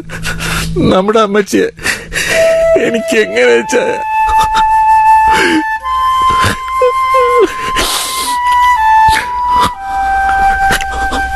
അന്ന് തിരുവനന്തപുരത്ത് നിന്ന് ഞാനും മോളി എത്തുമ്പോ വീടിന്റെ മുന്നിൽ ജനപ്രളയമായിരുന്നു. അകത്ത് കിടന്നപ്പോ ഒരു വശത്ത് ഭ്രാന്തനെ പോലെ നീ, മറ്റേ ഭാഗത്ത് ചോരയിൽ കുളിച്ചിടക്കുന്ന അമ്മച്ചിക്കും മാനസിക നിലതെറ്റിയ അനിയനുമിടയിൽ ഞാൻ. നീ എന്റെ അപ്പോഴത്തെ മാനസികാവസ്ഥ ഒന്ന് ആലോചിച്ച് നോക്കിയേ. ഞാൻ എങ്ങനെ അതെല്ലാം അതിജീവിച്ചു എന്ന് എനിക്ക് തന്നെ അറിയില്ല. ഉറക്കമില്ലാത്ത രാത്രികളിൽ സെല്ലിൽ ഒറ്റയ്ക്കിരിക്കുമ്പോ ഞാനും വെച്ച എന്റെ അവസ്ഥയെക്കുറിച്ച് ഓർക്കാറുണ്ട്. മോളി ചേച്ചിക്കും ട്രീസ മോൾക്കും സുഖം തന്നെയല്ലേ ചായ? ഇങ്ങോട്ടാണെന്ന് പറഞ്ഞപ്പോ നിനക്കിഷ്ടാവുമെന്ന് പറഞ്ഞു മോളി കുറച്ച് പാലപ്പവും ഇറച്ചിക്കറിയൊക്കെ തന്നുവിട്ടിരുന്നു. ഭക്ഷണം അകത്ത് കൊണ്ടുപോകരുതെന്നും പറഞ്ഞ് അവര് അത് ഗേറ്റിൽ പിടിച്ചു വെച്ചു. അത് സാരമില്ല. പിന്നെ ട്രീസമോള് വലുതായോ ചായ? അവൾക്ക് പൊക്കമൊക്കെ വെച്ചോ? എന്നെ തിരക്കാറുണ്ടോ? ആ, ചിലപ്പോഴൊക്കെ. എന്നാൽ അവൾ എപ്പോഴും വല്യമ്മച്ചിയെയാണ് തിരക്കാറ്. വല്യമ്മച്ചി മരിച്ചുപോയി എന്ന് പറഞ്ഞു കൊടുക്കും. എങ്ങനെയാ മരിച്ചതെന്നപ്പോ അവൾക്കറിയണം. പിന്നെ ഞാൻ പറയാൻ മറന്നു, നിന്റെ അറസ്റ്റിന് ശേഷം 1-2 ആഴ്ച കഴിഞ്ഞ് ബാംഗ്ലൂരിൽ നിന്ന് നിന്നെ തിരക്കി 2-3 പേര് വന്നിരുന്നു. വെറും തല്ലിപ്പൊളികള്. നീ കടം വാങ്ങിയതായി 2-3 ഡോക്യുമെന്റ്സ് ഒക്കെ കാണിച്ച് 3-3.5 ലക്ഷം രൂപ അവർ കൊണ്ടുപോയി. മൊത്തം ഭീഷണിയും ഗുണ്ടായുസും ആയിരുന്നു. നിനക്കവിടെ ബാധ്യതകൾ ഉണ്ടായിരുന്നോ? അതെ ചേ, അത് ഞാൻ ഉണ്ടാക്കി വെച്ച ബാധ്യത തന്നെയായിരുന്നു. ഇച്ചാനത് സെറ്റിൽ ചെയ്തത് നന്നായി. അതല്ലെങ്കിൽ ഇച്ചാൻ അതൊരു തലവേദനയായേനെ. ഇത്തരം കക്ഷികളോടായിരുന്നോ ബാംഗ്ലൂരിൽ നിന്റെ ഡീലിങ്സ്? പെട്ടുപോയതാ ചായ. ഞാൻ അന്നേ പറഞ്ഞതല്ലേ ഹയർ സ്റ്റഡീസിൽ കോൺസെൻട്രേറ്റ് ചെയ്യാൻ. നിനക്കപ്പോൾ ബിസിനസ് ചെയ്യണം, അതും ബാംഗ്ലൂരിൽ തന്നെ. ഒന്നും വേണ്ടായിരുന്നു, ഇച്ചായൻ പറഞ്ഞതനുസരിച്ചാൽ മതിയായിരുന്നു. ഇനിയിപ്പോൾ അതൊക്കെ പറഞ്ഞിട്ടെന്തിനാ? പിന്നെ അഡ്വക്കേറ്റ് ബേബി ജോൺ ആവശ്യപ്പെട്ട ചില പേപ്പേഴ്സ് ഞാൻ എടുത്തു കൊടുത്തിട്ടുണ്ട്. നിന്നെ സൈക്കാട്രിസ്റ്റിനെ കാണിച്ച സമയത്തുള്ള പ്രിസ്ക്രിപ്ഷൻസും മരുന്നിന്റെ ഡീറ്റെയിൽസും ഒക്കെ. പൂട്ടിക്കിടന്ന നിന്റെ ആ ഷെൽഫ് കുത്തിപ്പൊട്ടിച്ച് തുറന്നാണ് അതൊക്കെ വക്കീലിനെ ഏൽപ്പിച്ചത്. താക്കോൽ അവിടെ എവിടെയും കണ്ടില്ല. താക്കോൽ അമ്മച്ചിയുടെ കസ്റ്റഡിയിലായിരുന്നു ആ ദിവസങ്ങളിൽ. പിന്നെ ഷെൽഫിൽ നിന്ന് കുറച്ച് ക്യാഷ്, കുറച്ചല്ല 5 ലക്ഷത്തിന്റെ ഒരു കെട്ട് ഭദ്രമായി പൊതിഞ്ഞു വെച്ച നിലയിൽ കിട്ടിയിരുന്നു. ഞാനത് ബാങ്കിൽ ഡിപ്പോസിറ്റ് ചെയ്തിട്ടുണ്ട്. നീ അതെന്തെങ്കിലും ആവശ്യത്തിന് കരുതി വെച്ചതാണോ എന്ന് അറിയില്ലല്ലോ. എന്താ ചായ പറഞ്ഞേ? എന്താ പറഞ്ഞ? 5 ലക്ഷം രൂപയോ എന്റെ ഷെൽഫിന്നോ? എന്താടാ അമ്മച്ചി? എന്താ നീ വല്ലാണ്ടിരിക്കുന്ന? എന്താ പറ്റിയത് നിനക്ക്? അമ്മച്ചി പിന്നെ എന്താ എന്നോട് പറയാതിരുന്ന? അമ്മച്ചിക്കത് എന്നോട് പറഞ്ഞോടായിരുന്നു. നിനക്ക് എന്താ പറ്റിയത്?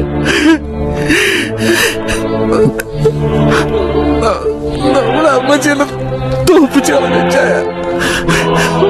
നീ എന്തായി പറയുന്നത്? തോപ്പിച്ചു കളഞ്ഞു. നീ പറയുന്നത് എന്താ എനിക്ക് മനസ്സിലാവുന്നില്ല.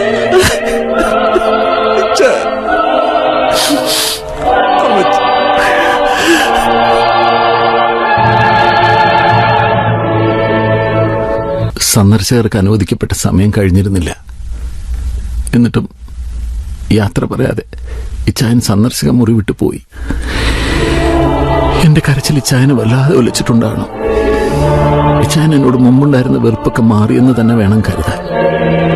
ടൗണിൽ എന്റെ വക്കീലന്മാരെ ഇച്ചായൻ ഇടയ്ക്കിടെ പോയി കാണാറുണ്ടെന്ന് ഗോപാലേട്ടൻ പറഞ്ഞറിഞ്ഞു. ദിവസങ്ങളും മാസങ്ങളും ധൃതി കൂട്ടി കടന്നങ്ങനെ പോയി. കേസിന്റെ വിസ്താരങ്ങൾ പുരോഗമിക്കുന്നുണ്ടായിരുന്നു. മാനസിക പ്രശ്നങ്ങൾക്ക് പലവട്ടം ചികിത്സയ്ക്ക് വിധേയനായിട്ടുണ്ടെന്ന കഴിഞ്ഞകാല ചരിത്രം ഹൈക്കോടതിയിൽ എനിക്ക് തുണയായി.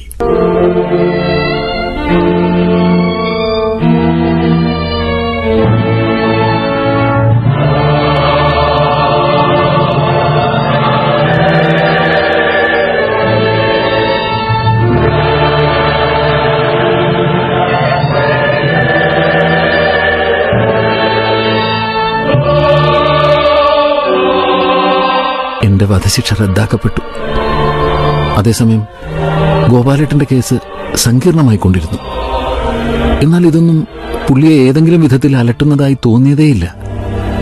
ജയിലിനകത്ത് കരനെൽ കൃഷി തുടങ്ങിയത് പിന്നെ പുള്ളിക്കാരൻ വേറൊരു ലോകത്താണ്. നിങ്ങൾ കരുതുന്നുണ്ടാവും ജയിൽ കെട്ടിനകത്ത് മുഷിപ്പും മടുപ്പും മാത്രമാണെന്ന്.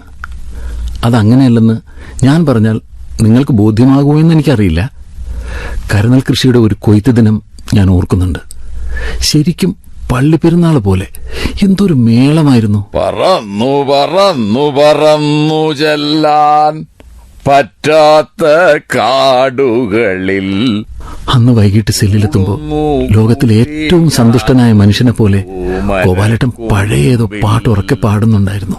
ആ പൂമരക്കുമ്പിൽ പറന്നു പറന്നു പറന്നു ചെല്ലാൻ പറ്റാത്ത കാടുകളിൽ കൂടൊന്നു കൂട്ടി ഒരു പൂമരക്കുമ്പിൽ. എന്താ ഇത് ഗോപാലേട്ടാ, അടിച്ച് ഫിറ്റായ പോലുണ്ടല്ലോ. അതേടാ മോനെ, ഫിറ്റാവാൻ കള്ള് വേണ്ടെന്ന് നിനക്ക് ഇപ്പൊ മനസ്സിലായില്ലേ? ഓവേ, സന്തോഷായില്ലേ? നിനക്കോ? പിന്നില്ലേ, കൊയ്തങ്ങനെ മുന്നേറുമ്പോ എന്തായിരുന്നു ആവേശം. ആവേശത്തിനും സന്തോഷത്തിനും ഇടയിൽ എവിടെയോ ഒരു സങ്കടം, ഒരു നഷ്ടബോധം ഇല്ലാതില്ല. അതെന്തിനാ അനവസരത്തിലൊരു നഷ്ടബോധം? അത് പറഞ്ഞാൽ നിനക്ക് മനസ്സിലാവൂല. നാളെ ആ വഴി പോകുമ്പോ വിളഞ്ഞ് പാകമായ ചെങ്കീരിയന്റെ സ്വർണ്ണ നിറത്തിലുള്ള നെൽക്കതിരുകൾ തലകുനിച്ച് നിൽക്കുന്ന ആ കാഴ്ച ഇനി ഉണ്ടാവില്ലല്ലോ എന്ന് ഓർക്കുമ്പോ വെറുതെ ഒരു സങ്കടം. അതിനെന്താ, അടുത്ത കൊല്ലം ആവട്ടെ, ഇതിലും കൂടുതൽ സ്ഥലത്ത് ഇതേ ഇനം നെല്ല് തന്നെ വിതയ്ക്കാമെന്ന് സൂപ്രണ്ട് ഉറപ്പ് തന്നിട്ടുണ്ടല്ലോ. അടുത്ത കൊല്ലത്തെ കൊയ്ത്താവുമ്പോഴേക്കും നമ്മളിതിനകത്തുണ്ടാവില്ലെന്നാ എനിക്ക് തോന്നുന്നത്. ശേഷിക്കുന്ന ശിക്ഷാ കാലയളവ് കഴിഞ്ഞാൽ നിനക്കുടൻ വരും റിലീസിംഗ് ഓർഡർ. എനിക്കും വരും ഒരു ഓർഡർ അങ്ങ് ഡൽഹിയിൽ നിന്ന്, പരമാധികാര ന്യായപീഠത്തിൽ നിന്ന്. ഏയ്, അതൊന്നും ഉണ്ടാവില്ല ഗോപാലേട്ടാ. നിങ്ങളുടെ കൂട്ടുകാരുടെ നിയമ പോരാട്ടങ്ങൾ വെറുതെ ആവില്ലെന്നാ എന്റെ മനസ്സ് പറയുന്നത്. താൻ ഇതെന്തറിഞ്ഞിട്ടാ? എതിർപക്ഷം താൻ വിചാരിക്കുന്നതിനപ്പുറം കരുത്തുള്ളവരാണ്, പണവും സ്വാധീനവും ഉള്ളവർ. അവരിതിനകം തന്നെ എന്റെ തൂക്ക് ഉറപ്പ് വരുത്തി കാണും. ഇല്ല ഗോപാലേട്ടാ, അങ്ങനൊന്നും ഉണ്ടാവില്ല. ഗോപാലേട്ടൻ സ്നേഹിക്കുന്നവരുടെ പ്രാർത്ഥന ദൈവം കേൾക്കാതിരിക്കൂ? നീ പറഞ്ഞ സ്നേഹം കൊണ്ടേയിരിക്കുമ്പോ മരണവുമില്ല, മരണഭയവുമില്ല. അതായിരിക്കും ഗോപാലേട്ടൻ എപ്പോഴും ഓരോന്നിലിങ്ങനെ മുഴുകിയിരിക്കുന്നതല്ലേ? അതൊന്നും എനിക്കറിയില്ല. ഏതായാലും തുരുമ്പെടുത്ത് തീരാൻ എന്നെ കിട്ടില്ല. തീരുന്നെങ്കിൽ തേഞ്ഞു തീരാനാണ് എനിക്കിഷ്ടം. ശരിക്കും എന്താണ് ഉണ്ടായതെന്ന് ഗോപാലേട്ടൻ ഇതുവരെ എന്നോട് പറഞ്ഞിട്ടില്ല. പേരുകേട്ട ശാസ്ത്രജ്ഞനാണ് കൊല്ലപ്പെട്ടത് എന്ന് മാത്രം അറിയാം. എന്തിനായിരുന്നു അത്? അതും ഗോപാലേട്ടനെ പോലെ ഒരാൾ. താൻ പറഞ്ഞതുപോലെ വെറുമൊരു സയന്റിസ്റ്റ് ആയിരുന്നില്ല അവൻ. അന്താരാഷ്ട്ര പ്രശസ്തനായ അഗ്രികൾച്ചറൽ സയന്റിസ്റ്റ്. എനിക്കൊരിക്കലും മനസ്സിലാകാത്തൊരു കാര്യമാണ്, കൃഷിക്കും കൃഷിക്കാരനുമിടയിൽ എന്തിനാണ് ഇതുപോലൊരു ഇടനിലക്കാരെന്നത്. നിനക്കറിയോ, നെൽകൃഷിക്ക് മാത്രമുണ്ട് 10,000 കൊല്ലത്തോളം വരുന്ന വലിയൊരു ചരിത്രം. ആ ചരിത്രമുണ്ടാക്കിയത് കൃഷിക്കാരൻ ഒറ്റയ്ക്കാ, അല്ലാതെ ഈ പറയുന്ന ശാസ്ത്രജ്ഞന്മാരും ഉദ്യോഗസ്ഥന്മാരും അല്ല. ഗോപാലേട്ടൻ പറഞ്ഞു പറഞ്ഞ് കാട് കയറല്ലേ? ഇടയ്ക്ക് ഞാൻ കാടും മേടും ഒക്കെ കയറിന്ന് വരും. നിനക്ക് സൗകര്യം ഉണ്ടെങ്കിൽ കേട്ടാ മതി. ഇല്ല, ഞാൻ ഇനി മിണ്ടുന്നില്ല. ഗോപാലേട്ടൻ പറ.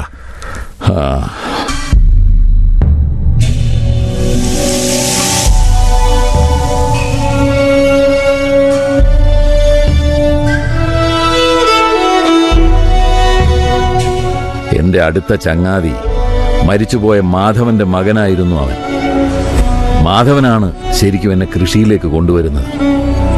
വരൾച്ചയെയും രോഗങ്ങളെയും പ്രതിരോധിച്ച് വളരാൻ കെൽപ്പുള്ള നാടൻ നെൽവിത്തിനങ്ങളെക്കുറിച്ച് പഠിക്കാനാണ് കാർഷിക കോളേജിലെ പഠിത്തമൊക്കെ കഴിഞ്ഞ് മാധവന്റെ മകൻ കർഷകർക്കിടയിൽ വന്നത്.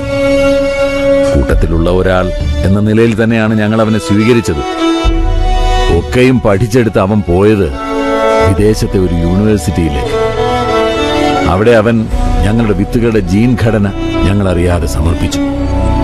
ഒരു കൃഷിക്കാരന്റെ മകൻ ഒരിക്കലും ചെയ്യരുതാത്തതാണ് അവനെന്ന് ചെയ്തത്. ഒറ്റുകൊടുക്കുകയായിരുന്നു അവൻ. വിത്തുകളുടെ പേറ്റന്റും ഡോക്ടറേറ്റുകളും പിന്നെ വൈക്കോൽ കൂന കണക്കെ ഡോളറുകളുമാണ് ആ ഒറ്റിലൂടെ അവൻ ആ ചതിയൻ സ്വന്തമാക്കിയത്. എന്നിട്ട് കുറെ കാലമായിട്ട് അവന്റെ വിവരങ്ങളൊന്നും ഇല്ലായിരുന്നു. വർഷങ്ങൾക്ക് ശേഷം അവൻ എന്നെ കാണണമെന്ന് പറഞ്ഞു വന്നു. കാണാൻ താല്പര്യമില്ല, കാണണ്ട എന്ന് തന്നെ പറഞ്ഞു ഞാൻ. എന്നിട്ട് അവനെ കണ്ടില്ലേ? ഞങ്ങളപ്പോ കൊയ്ത്തിന്റെ കാര്യങ്ങളൊക്കെ ആയിട്ട് പാടത്തായിരുന്നു. നോക്കുമ്പോഴുണ്ട് അവനും 1-2 ആൾക്കാരും കൂടെ വയലിലേക്ക് വരുന്നു. വിദേശത്തെ ഒരു വിത്ത് കമ്പനിയുടെ പ്രതിനിധികളായിരുന്നു കൂടെ ഉണ്ടായിരുന്നത്. എന്നെ മാറ്റി നിർത്തി അവൻ സംസാരിച്ചു തുടങ്ങി. ജനിതക ഘടനയിൽ മാറ്റം വരുത്തി അവരുടെ കമ്പനി പുറത്തിറക്കിയ നെൽവിത്തിനങ്ങൾ ഞങ്ങളുടെ പാടശേഖരങ്ങളിൽ പരീക്ഷിക്കാൻ പറ്റുമോ എന്നറിയാനായിരുന്നു അവരുടെ വരവ്. കേട്ടതും എനിക്കെന്റെ ഉടലും മുഴുവൻ പെരുത്ത് കയറി. ഉടൻ തന്നെ സ്ഥലം വിട്ടോളാൻ പറഞ്ഞു ഞാൻ. ഇനിയിപ്പം ആ വിത്തുകൾ പരീക്ഷിച്ച തന്നെ എന്താ ഇത്ര കുഴപ്പം? ഞാനിതാരോടാണ് സംസാരിക്കുന്നത്? നീ മഹാരാഷ്ട്രയിലെ വിദർഭ എന്ന പ്രദേശത്തെ കുറിച്ച് കേട്ടിട്ടുണ്ടോ? അവിടുത്തെ 10,000 വരുന്ന പരുത്തി കർഷകർ ആത്മഹത്യ ചെയ്ത വാർത്തകളൊന്നും നീ വായിച്ചിട്ടില്ലേ? എവിടെ? നമുക്ക് ചുറ്റും എന്തൊക്കെയാ നടക്കുന്നതെന്നറിയാതെ താനൊക്കെ എന്തിനാടോ ഇങ്ങനെ ജീവിക്കുന്നത്? ഞാനിതൊക്കെ അറിയാൻ വേണ്ടി തന്നെയല്ലേ ഗോപാലേട്ടനോട് ചോദിക്കുന്നത്. എടോ, കൂടുതൽ വിളവ് കിട്ടും എന്ന് തെറ്റിദ്ധരിപ്പിച്ച് ബഹുരാഷ്ട്ര വിത്ത് കമ്പനികൾ ഈ പറഞ്ഞ പരുത്തി കർഷകർക്കിടയിൽ ജനിതക മാറ്റം വരുത്തിയ വിത്തുകൾ വ്യാപകമായി വിതരണം ചെയ്തു. വിത്തുകളിലല്ലേ ജീവൻ ഉറങ്ങിക്കിടക്കുന്നത്. ആ വിത്തുകളുടെ മേൽ ലാഭകൊതിയന്മാർ പിടിമുറുക്കി കഴിഞ്ഞാൽ പാവപ്പെട്ട കർഷകന് പിന്നെ എന്താണ് ഒരു നിവൃത്തി? ആത്മഹത്യയല്ലാതെ. ഗോപാലേട്ടൻ പറയുന്ന കാര്യങ്ങള് എനിക്ക് അത്രക്കങ്ങ് മനസ്സിലാകുന്നില്ല. ഇതിലെന്താടോ ഇത്ര മനസ്സിലാക്കാനുള്ളത്? ഒന്നാമത് ഈ വിത്തുകളുടെ മുടിഞ്ഞ വില. ഇതേ കമ്പനിക്കാരുടെ വളവും കീടനാശിനിയും തന്നെ ഉപയോഗിച്ചാലേ മികച്ച വിളവുണ്ടാവൂ എന്നായി. പിന്നെ എന്നിട്ടോ ഈ പറഞ്ഞ വിളവൊന്നും ഉണ്ടായില്ലതാനും. വിളവിൽ നിന്നെടുത്ത വിത്തുകൾ വിതയ്ക്കാനാവില്ല എന്നതാണ് കമ്പനിക്കാർ ചെയ്ത ഏറ്റവും വലിയ ചതി. അതെന്താ അങ്ങനെ? ജനിതക മാറ്റം വരുത്തിയ വിത്തുകൾ പിന്നെ മണ്ണിൽ മുളക്കില്ല.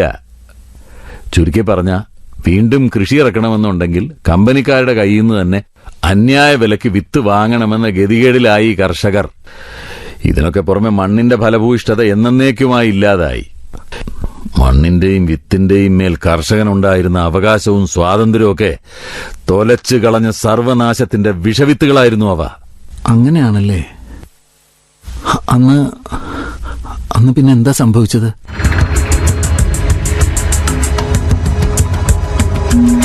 കൃഷിയെ ഒറ്റുകൊടുത്ത നിനക്ക് ഈ വയൽമണ്ണിൽ നിൽക്കാൻ പോലും അർഹതയില്ലെന്ന് പറഞ്ഞ് ആട്ടിയിട്ടും അവനത് കേട്ടതായി നടിച്ചില്ല.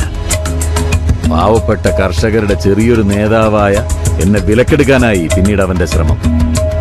പ്രലോഭനങ്ങൾ ഒട്ടനവധി നിരത്തിയവൻ മതിയാവോളം പണം, മലമുടിയിൽ എവിടെയെങ്കിലും ഒരു എസ്റ്റേറ്റ്, നഗരമധ്യത്തിൽ ഫ്ളാറ്റ്, അവന്റെ കോർപ്പറേറ്റ് വിത്ത് കമ്പനിയിൽ സമുന്നത പദവി. ഇതിനൊക്കെ പുറമെ ജീവിതകാലം മുഴുവൻ സുഖിച്ച് രമിക്കാൻ ഇളം പ്രായമുള്ള ഒരു പെണ്ണ്. അതും കൂടിയായപ്പോ എനിക്ക് സഹിച്ചില്ല. എന്റെ മാധവന്റെ മകൻ അച്ഛന്റെ പ്രായമുള്ള എന്നോട് ദേഷ്യം കൊണ്ട് എന്റെ കണ്ണിൽ ഇരുട്ട് കയറിയതുപോലെയായി. ഒറ്റത്തള്ളിന് ഞാൻ അവനെ തള്ളി വയലിലേക്ക് വീഴ്ത്തി. കയ്യിൽ അപ്പോഴുണ്ടായിരുന്നത് കൈക്കോട്ട. വരണ്ടുറച്ച വയലിന്റെ നെഞ്ചിലേക്കെന്ന പോലെ അതെടുത്ത് ഞാൻ ആഞ്ഞാഞ്ഞ് വെട്ടുകയായിരുന്നു. അതൊരു മനുഷ്യന്റെ ശരീരമാണെന്ന കാര്യം പോലും ഞാൻ കണക്കിലെടുത്തില്ല. മാധവൻ എന്റെ മനസ്സിലപ്പോൾ ഉണ്ടായിരുന്നതേയില്ല. ഉണ്ടായിരുന്നത് അത്രയും മാധവന്റെ മകന്റെ ചതിയും നെറുകേട് മാത്രമായിരുന്നു. ഞാനതപ്പോ അങ്ങനെ ചെയ്തില്ലായിരുന്നെങ്കിൽ പിന്നീട് എപ്പോഴെങ്കിലും കടക്കെണിയിലായിക്കഴിഞ്ഞ പാവപ്പെട്ട കൃഷിക്കാർ അവനെ വലിച്ചു കീറി കൊല്ലുമായിരുന്നു. നിശ്ചയമായും അവനത് അറിയിക്കുന്നുണ്ട്. അനീതിക്കെതിരായ സമരത്തിൽ അക്രമവും ആയുധവും ഉപേക്ഷിച്ച് പാടത്തേക്കിറങ്ങിയവനായിരുന്നു ഞാൻ.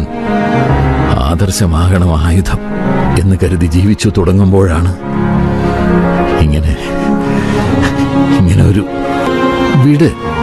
അത് വിട് ഗോപാലേട്ട. ഒന്നുമില്ലെങ്കിലും വലിയൊരു കാര്യത്തിന് വേണ്ടിയല്ലേ ഗോപാലേട്ടൻ അങ്ങനെയൊക്കെ ചെയ്യേണ്ടി വന്നത്. അല്ലാതെ എന്നെ പോലെ സ്വന്തം സുഖത്തിനും ലഹരിക്കും വേണ്ടിയല്ലല്ലോ. എനിക്ക് ഉറപ്പാ ഗോപാലേട്ടന് ദൈവം കൈവിടില്ല.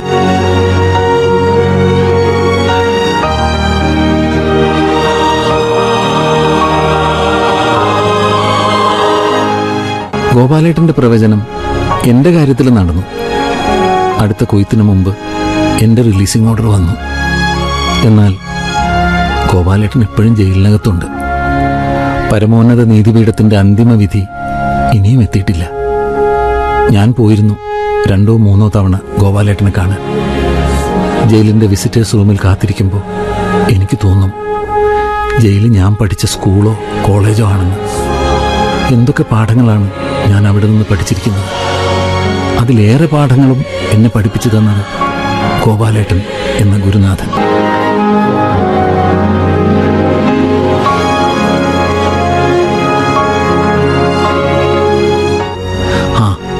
പിന്നെ കൈമൾ സാറ് റിട്ടയർ ആയെങ്കിലും പഴയ റൗണ്ട്സിന്റെ ഓർമ്മയിൽ രാത്രി ജയിലിലും പരിസരങ്ങളിലും കറങ്ങി നടക്കാറുണ്ട് പോലും. പിന്നെ നിങ്ങൾ അറിയുന്ന ഉടുമ്പൻ വാസു മറ്റ് ജയിലുകളിലും തടവുചാട്ടങ്ങൾ തുടരുന്നു, പിടികൊടുക്കലുകളും.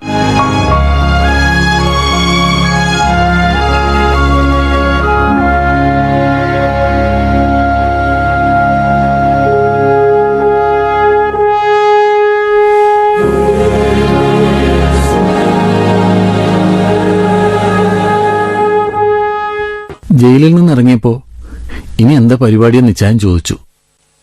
മറുനാട്ടിലേക്ക് എവിടേക്കെങ്കിലും തൽക്കാലം മാറി താമസിക്കണോ എന്നും ചോദിച്ചു. എനിക്ക് അമ്മച്ചിയോട് പ്രായച്ചിത്തം ചെയ്യണ്ടേ എന്ന് ഞാൻ തിരിച്ചു ചോദിച്ചു. ഇച്ചായൻ പിന്നെ ഒന്നും പറഞ്ഞില്ല. എന്താ ചെയ്യേണ്ടതെന്ന് എനിക്ക് ആദ്യമൊന്നും നിശ്ചയമില്ലായിരുന്നു. അപ്പോഴാണ് ഗോപാലേട്ടനെ ഓർത്തത്. നാട്ടിലെ പഴയ കൂട്ടുകാരെയൊക്കെ ചേർത്ത് അമ്മച്ചി എന്റെ പേരിൽ എഴുതി വച്ചിരുന്ന പാടത്ത് ഞങ്ങൾ കൃഷി ഇറക്കി. രാസവളവും കീടനാശിനിയും ഒന്നുമില്ലാത്ത കൃഷി.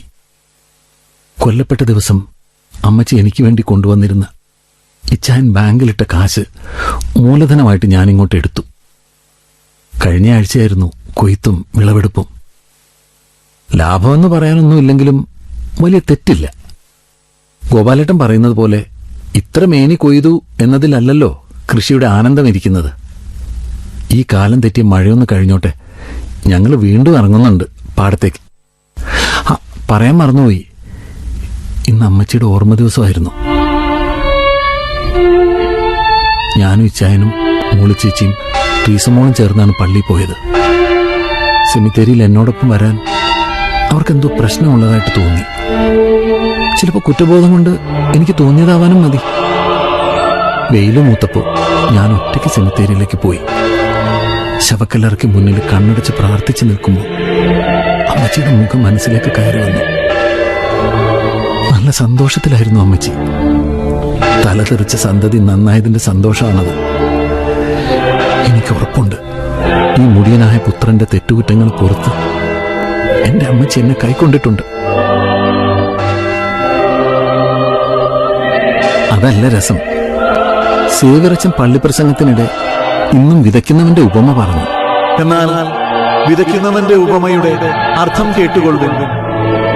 ഒരുത്തൻ രാജ്യത്തിന്റെ വചനം കേട്ടിട്ട് ഗ്രഹിക്കാഞ്ഞാൽ ദുഷ്ടൻ വന്ന് അവന്റെ ഹൃദയത്തിൽ വിതയ്ക്കപ്പെട്ടത് എടുത്തു കളയുന്നു. ഇതത്രേ വഴിയരികെ വിതയ്ക്കപ്പെട്ടത്. പ്രസംഗം കഴിഞ്ഞ് പുറത്തിറങ്ങിയപ്പോ സേവ്യറച്ചൻ ഒരു രഹസ്യം എന്നോടായി പറയുകയും ചെയ്തു. ഞാൻ പള്ളിയിൽ വരുന്ന ദിവസങ്ങളിലൊക്കെ വിതയ്ക്കുന്നവന്റെ ഉപമയെക്കുറിച്ച് പ്രസംഗിക്കണമെന്ന് മുമ്പേ അമ്മച്ചി സേവ്യറച്ചനോട് പറഞ്ഞ് ചട്ടം കെട്ടിയിരുന്നത്ര. മുള്ളിനിടയിൽ വിതയ്ക്കപ്പെട്ടതോ ഈ ലോകത്തിന്റെ ചിന്തയും ധനത്തിന്റെ വഞ്ചനയും കൂടി ഞെരുക്കിയിട്ട് നിഷ്ഫലനായി തീരുന്നതാകുന്നു. നല്ല നിലത്ത് വിതയ്ക്കപ്പെട്ടതോ ഒരുവൻ വചനം കേട്ട് ഗ്രഹിക്കുന്നതാകുന്നു. അത് വിളഞ്ഞ് 100, 60, 30 മേനി നൽകുന്നു.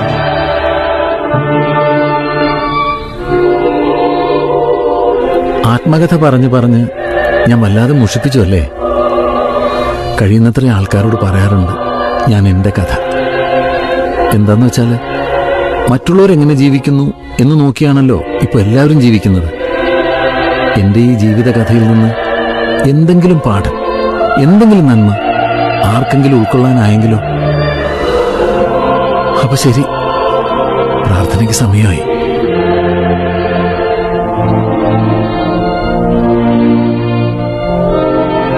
വിതയ്ക്കുന്നവന്റെ ഉപമ നാടകം ഇവിടെ പൂർണ്ണമാകുന്നു. നാടകരചന സംവിധാനം KV ശരത്ചന്ദ്രൻ. സർഗാത്മക സഹകരണം K Sivaprasad, V Vasanthi, TK Unnikrishnan. കഥാപാത്രങ്ങളും ശബ്ദം നൽകിയതും: ജോബ് സിദ്ദിഖ്, ഉടുമ്പൻ വാസു സിദ്ദിഖ്, കൈമൾ സാർ സിദ്ദിഖ്, ഗോപാലേട്ടൻ സിദ്ദിഖ്, ഇച്ചായൻ സിദ്ദിഖ്, സേവ്യറച്ചൻ സിദ്ദിഖ്.